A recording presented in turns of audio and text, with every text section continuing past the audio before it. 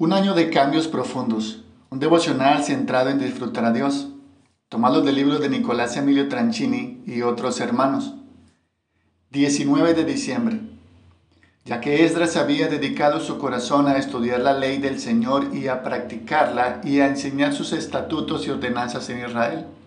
Esdras capítulo 7, versículo 10.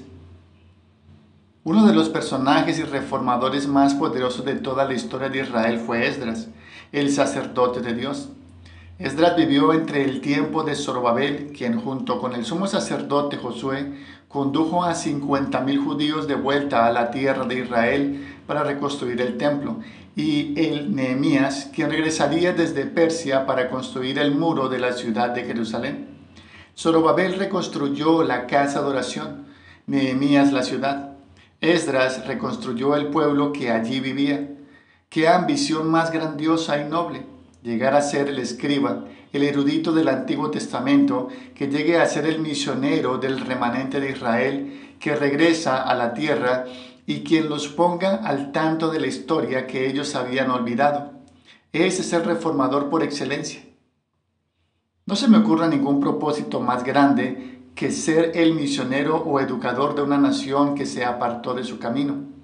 No importa si llevas adelante un ministerio pastoral, si eres un comprometido maestro de escuela dominical de niños o adolescentes, un fiel discipulador de jóvenes o líder de estudios bíblicos de un grupo pequeño.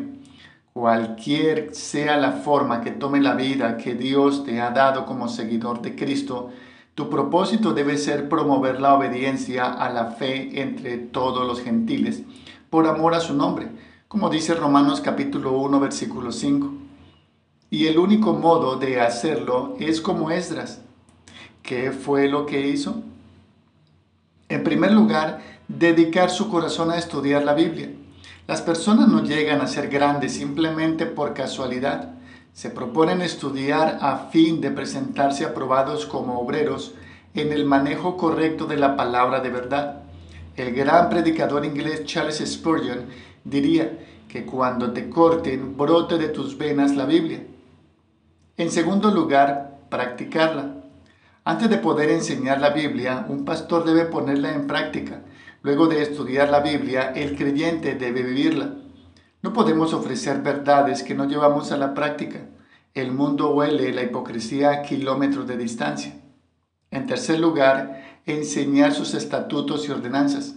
He aquí un propósito de vida que nunca pasará de moda, nunca será innecesario, nunca contará con más personal de que se necesita y nunca será apreciado ni del todo recompensado en este mundo. Este propósito de Esdras fue el mismo que el de Lutero en Alemania, que el de Agustín en su generación, que el de Calvino en Francia, que el de Zwinglio en Suiza y que el de Wesley en Inglaterra.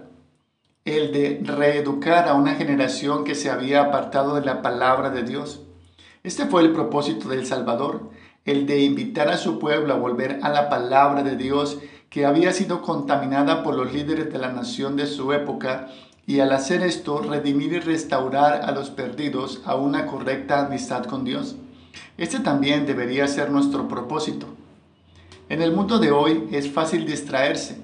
Hoy más que nunca tenemos acceso a cosas que pueden distraernos y alejarnos de la búsqueda de la palabra de Dios. Tenemos teléfonos inteligentes, redes sociales, acceso a las noticias 24 horas al día, 7 días a la semana, y ni qué hablar de la agitación cultural, los conflictos nacionales e internacionales, las enfermedades y las pandemias. El mundo con sus ideas, pensamientos y prácticas nos grita y nos la impone como algo normal y pertinente al lado correcto de la historia. Incluso las iglesias cristianas se parecen más al mundo que al ideal bíblico. ¿Por qué? Porque el pueblo de Dios, al igual que Israel en el exilio, ha fracasado al no continuar con el estudio, la práctica y la enseñanza de la palabra de Dios. Pero Dios siempre tiene un remanente, una persona o un grupo de hombres y mujeres a quienes llama para preservar la fe. Esdras fue uno de ellos en su día. ¿Serás tú uno de ellos? Para orar y meditar en el día.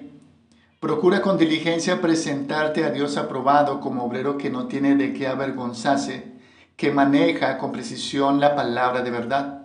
Segunda carta de Pablo a Timoteo, capítulo 2, versículos 14 y 15.